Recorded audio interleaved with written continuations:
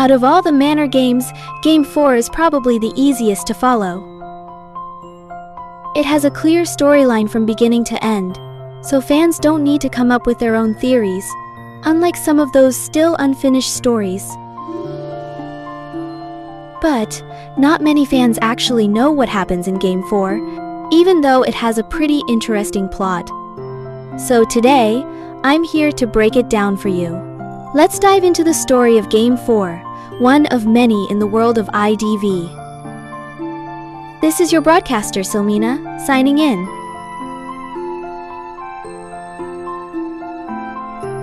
Game 4 is a Manor game, organized by the Manor owner to test a drug they've developed. The goal? To see how the drug affects people in different emotional states, whether it's hatred, love, guilt, passion, logic, or more.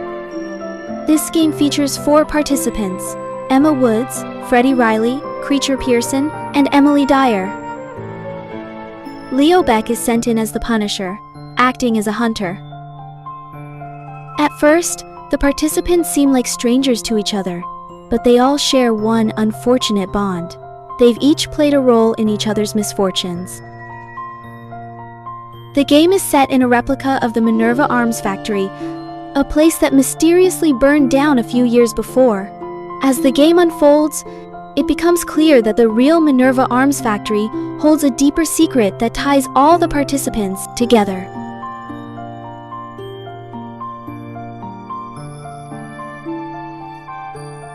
When talking about Game 4, we can't ignore the story of its iconic default hunter, Leo Beck.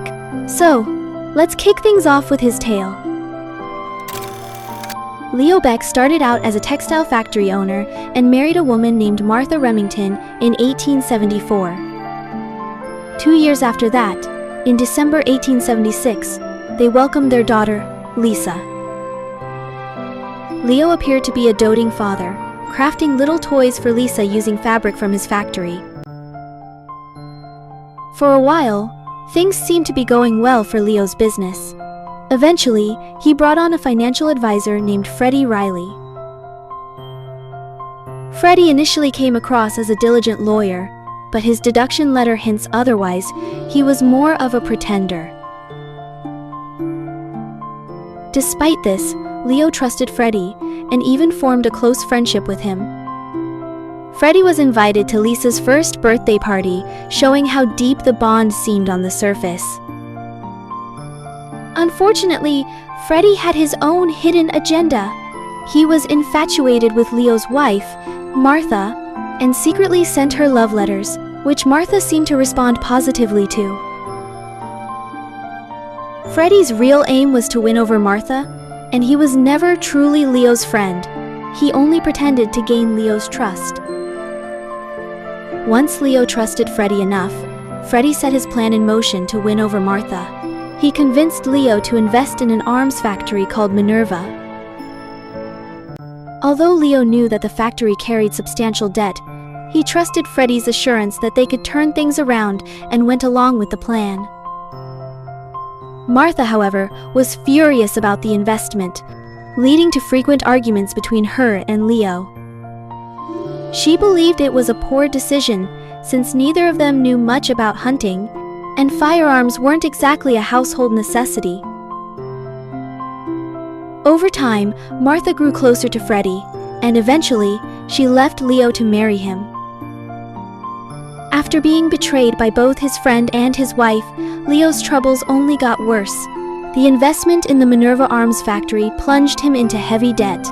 Under the pressure, Leo turned to alcohol. He sold off items from his home, and even thieves took advantage of his situation. Feeling desperate and unable to care for his daughter, he placed Lisa in an orphanage on White Sand Street and named her the primary beneficiary of an insurance policy. From that point on, Lisa was left without any parental love. At the orphanage, she faced harsh conditions alongside other children.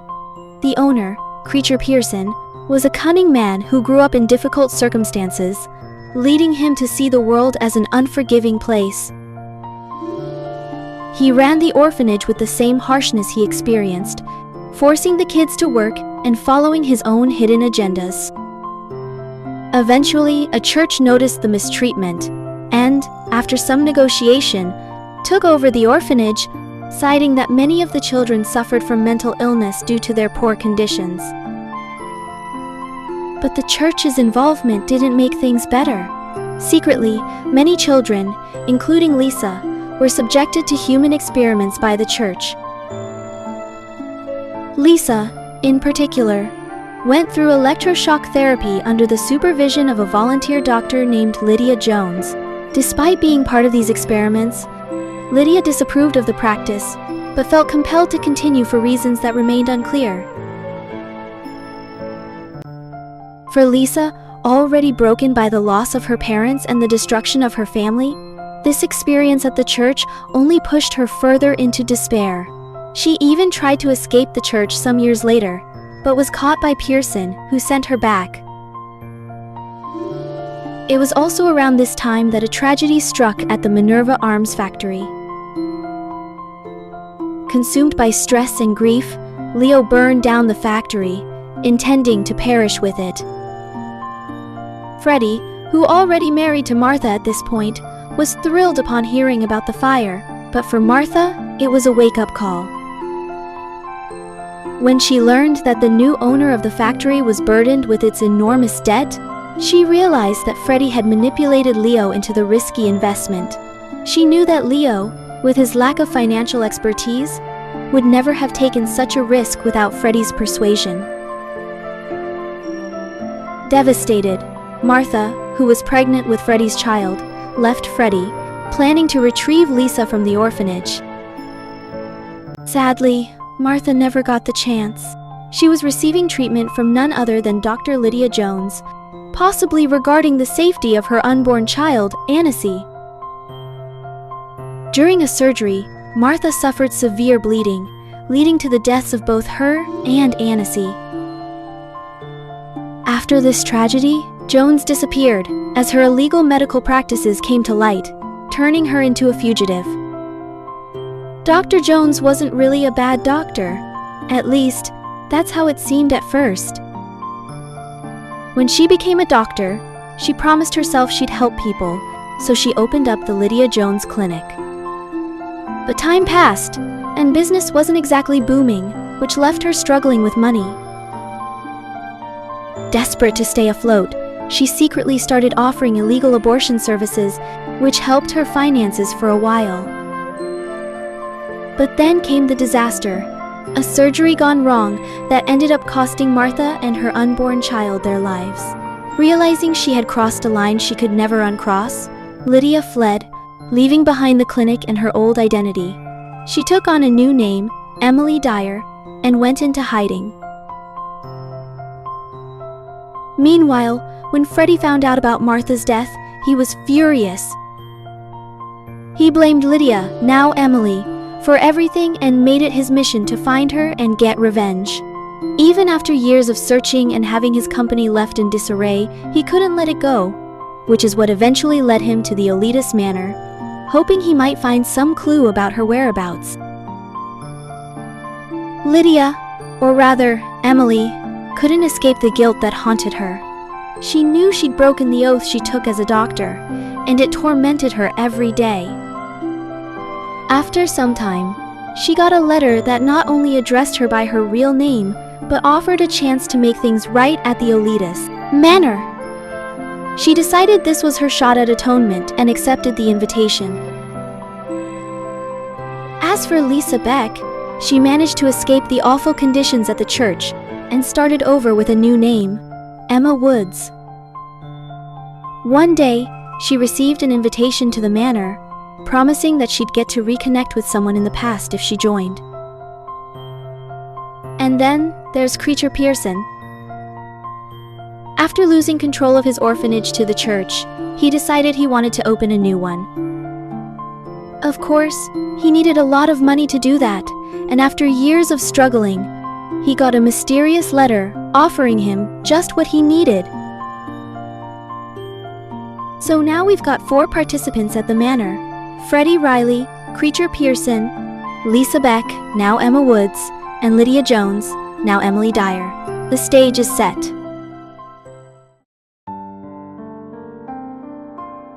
Emma Woods was the first to step foot in the manor, arriving with little clue as to what she was getting into.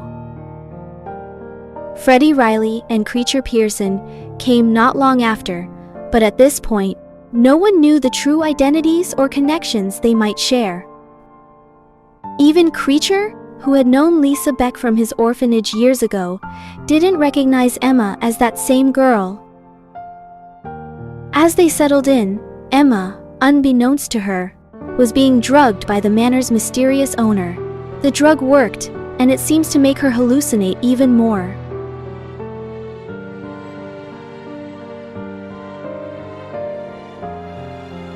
The story began in the dining hall, where Emma picked up on the constant bickering between Freddie and Creature.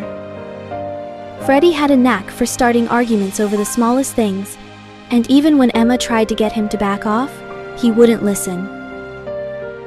Creature, not one to hold back, lashed out in response, which only made the tensions worse. It wasn't long before Freddie realized that no one was going to cook for them. Determined to fix this, he went off to find the valve that controlled access to the kitchen supplies. But the door to the valve area was locked. Fortunately for him, Freddie had a knack for picking locks and managed to get it open. He quickly realized that, aside from the few guests, the manor seemed eerily empty, and he made his way back to the dining hall. But when he arrived at the dining hall, he encountered something unexpected. A large, masked figure came charging toward him. According to the manor's strict rules, breaking and entering should have earned him a punishment. However, the manor owner had other plans. Freddie still had a role to play in their twisted experiment, so he was spared for the time being. After the strange encounter, Creature began to view Emma differently.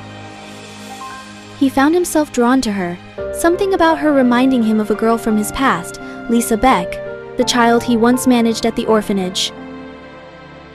Yet, he couldn't put the pieces together. To him, Emma was just another young woman caught up in the mystery of the manor, not the same girl who had once lived under his watch.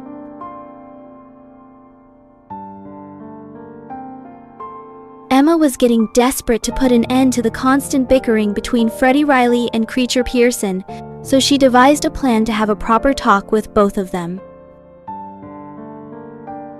The next day, Freddie was hanging out in the entrance hall, waiting for Emma, when Emily Dyer arrived at the manor.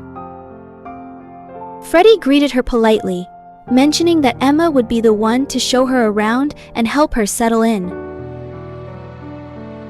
Emily found her way to the dining hall, where she met Emma, and they exchanged introductions. After a brief chat, Emily decided to take a tour of the manor on her own, before heading to her room. Meanwhile, Emma met Creature in the dining hall. Creature, hoping to spend more time with her, suggested that they visit the garden together. However, Emma turned down his offer, which left him visibly annoyed. Soon after, Emily returns. Emma then excused herself and took Emily to her room. As they walked down the hall, Emily brought up Creature, curious about his behavior. Emma defended him, saying he was a good person, but Emily seemed unconvinced, warning Emma to be careful around him, hinting that Creature had some rather strange hobbies. After showing Emily to her room, Emma decided to head to the garden, thinking that perhaps Creature be there, but when she arrived, she found the garden empty, save for a scarecrow and a peculiar poisonous plant growing nearby. Frustrated by her failed attempts to mediate between Freddie and Creature, Emma's mind began to play tricks on her. She started to imagine the scarecrow speaking to her, offering to help solve the tension between the two men. Little did she know, Creature had been hiding behind the bushes, secretly watching the entire scene. At the same time, Freddie had decided to conduct his own investigation of the manor. trying to stay out of sight to avoid any potential run-ins with the Punisher he had encountered earlier. But he didn't realize that Emma was quietly trailing behind him, keeping a close eye on his actions. And unbeknownst to both of them, Creature was following Emma as well, maintaining a hidden distance. Eventually, Freddy ended up in the garden, where he became curious about the strange plant. Emma showed up and warns Freddy not to touch the plant. Ignoring Emma's warnings, he reached out and touched one of the flowers, feeling the plant's oily residue on his skin. From his hiding spot, Creature watched the entire exchange between the two, his eyes focused on Emma. It was becoming clear that he had a growing obsession with her. After Freddy and Emma left the garden, Creature slipped out of the bushes and approached the poisonous plant, carefully inspecting it, as if he were contemplating taking a piece for himself.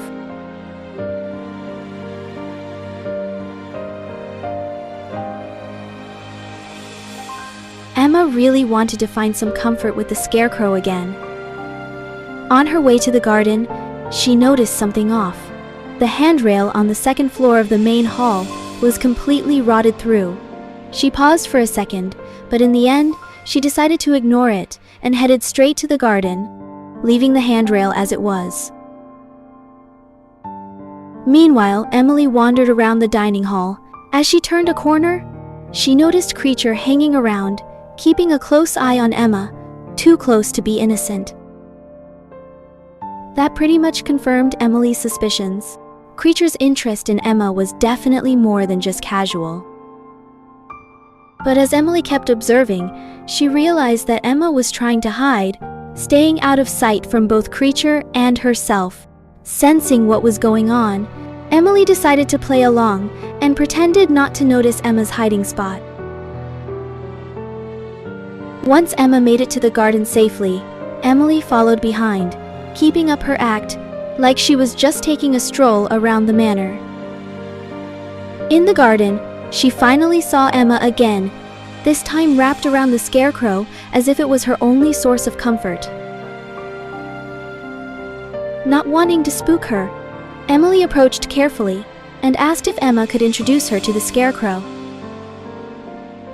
It turns out that Emily already had a pretty good idea of who Emma really was. Lisa Beck, the same girl she had treated with electroshock therapy years ago. The realization hit hard.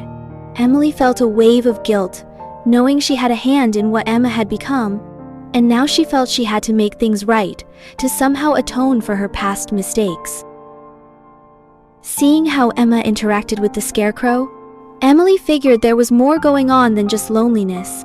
It seemed like Emma was dealing with some deep mental struggles, and Emily knew she couldn't just ignore it, since she believed that the electroshock therapy she did in the past would likely contributed to it.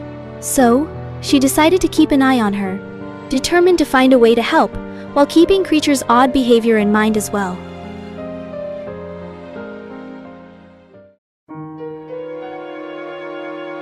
Creature stumbled upon a shiny gold coin on the second floor of the main hall, right beneath the rotting handrail.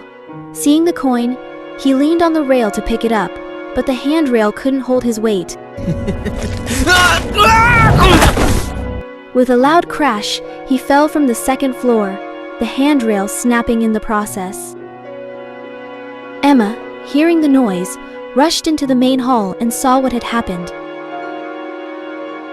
Panicked, she immediately called out for Emily to help, but, unbeknown to her, Creature turned out to be just fine. He even went back upstairs, picked up the gold coin, and returned to the exact spot where he fell before Emma arrived. When Emma and Emily finally showed up together, Emma was shocked to see Creature already on his feet. Emily, still cautious, checked on him, and then calmly showed Emma how to tend to his supposed injury. Emma helped Creature back to his room, acting as if nothing unusual had happened. This didn't sit right with Emily. She found it odd how Emma could be so casual with Creature, especially after witnessing his earlier attempts to get closer to her in ways that felt off. Something wasn't right. Later, Emily returned to inspect the broken handrail more closely. As she examined it, she noticed that the damage didn't seem to be just from natural rot. It looked more like the handrail had been intentionally weakened. It wasn't an accident. It felt like a trap. That's when Emily began piecing it all together. Could it be that Emma had set the trap, wanting Creature to disappear?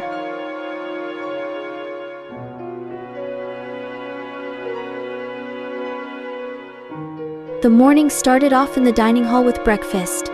Freddy greeted everyone. Well, everyone except Creature.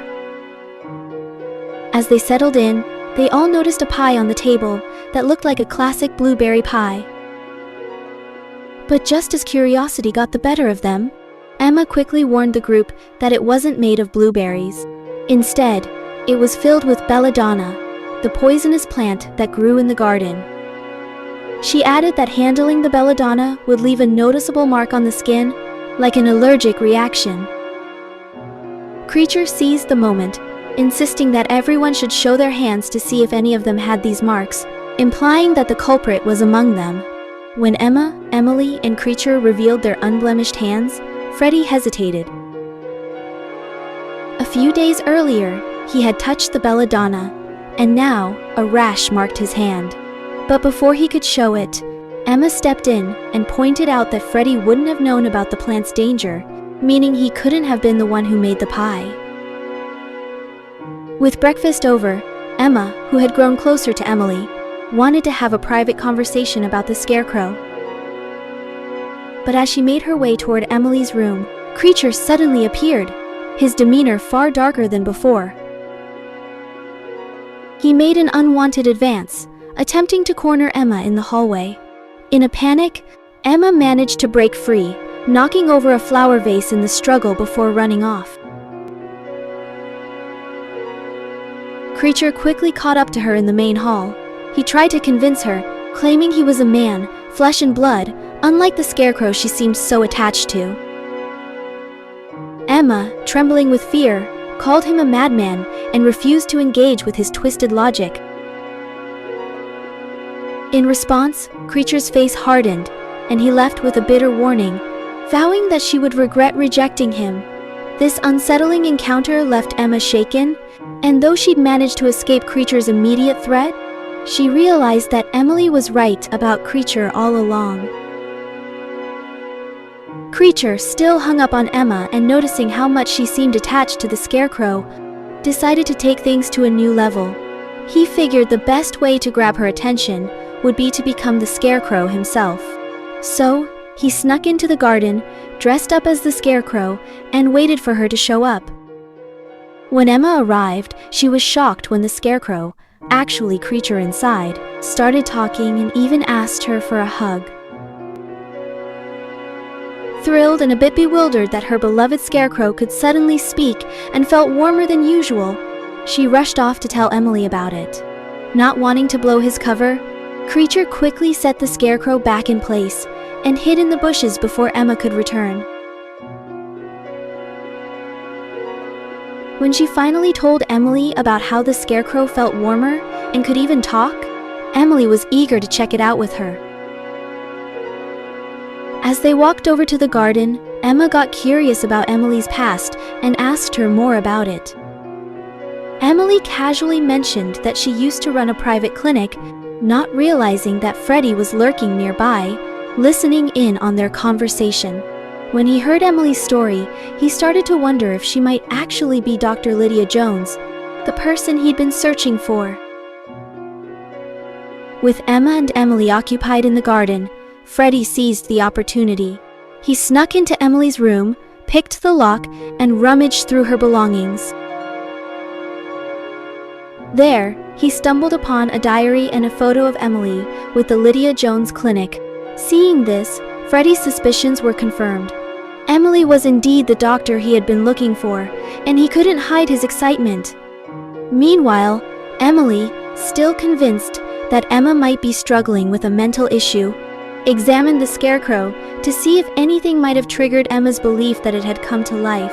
After finding nothing unusual, she concluded that Emma's mind was playing tricks on her, and that Emma's mental illness is getting worse.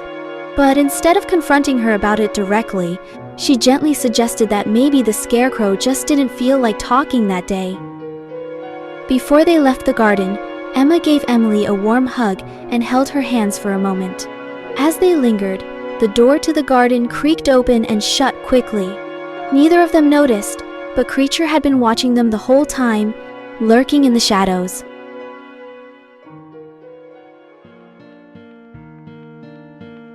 The Manor game began that day, but Creature was nowhere to be found. Emma arrived at the game with a large suitcase containing her scarecrow, which she affectionately called Darling. Darling, you're much heavier than you look. She remarked that it seemed heavier than she remembered. Her goal in the game was to escape together with Emily. At some point, Emma noticed the scarecrow inside the suitcase seemed to be moving. But perhaps it's because of her deteriorating mental state. She didn't realize that it was actually Creature hiding inside, disguised as the scarecrow. There's a theory mentioning that she knew about Creature all along and wanted to eliminate him as well, though this theory needs some evidences. Meanwhile, Freddy approached Emily with a plan for his revenge. He proposed an alliance, telling Emily that he would let her win as long as she kept him safe and prioritized treating any injuries he might sustain. Emily agreed, and the two began exploring the area together. When they reached a building, Emily recognized it as the infamous Minerva Arms factory, but Freddy told her that it was just a replica. Later, he asked Emily to check outside the building. While she searched the area outside, she called out for Freddy, who seemed to have disappeared. Suddenly, a bulky figure wrapped in bandages, the Punisher, burst through a window and attacked Emily. Emma, still carrying her suitcase with the scarecrow, headed to the factory in search of Emily. When she arrived, she found Emily's syringe lying on the ground and realized that Emily might be in trouble. Panicking, she rushed to the exit, still hauling the suitcase with her. Reaching the gate, Emma knew she needed to signal Emily somehow. She set up the scarecrow and set it on fire, hoping the smoke would alert Emily to her location. She had no idea that Emily was no longer around. It's implied that she and Freddy were eliminated by the Punisher back in the factory. Nor did Emma realize that Creature was still inside the scarecrow, being burned alive as she tried to send her signal. The Punisher eventually caught up to Emma, but when he saw her, he hesitated. In a surprising twist, it was revealed that the Punisher was actually Leo Beck, Emma Wood's father, who had long been thought dead. He had survived the Minerva incident and been brought to the manor by its owner, only to undergo experiments that erased his memories, turning him into a mindless monster. But seeing Emma triggered his memories, and instead of harming her, he turned his rage against the manor staff. Unable to control him, the manor staff eventually subdued him, and another experiment involving incineration suggested that he met his end through that process. As for Emma, she was the last person standing in this manor game. Her fourth letter hinted that she was placed into yet another manor game, though the details of that game and her new companions remain unclear.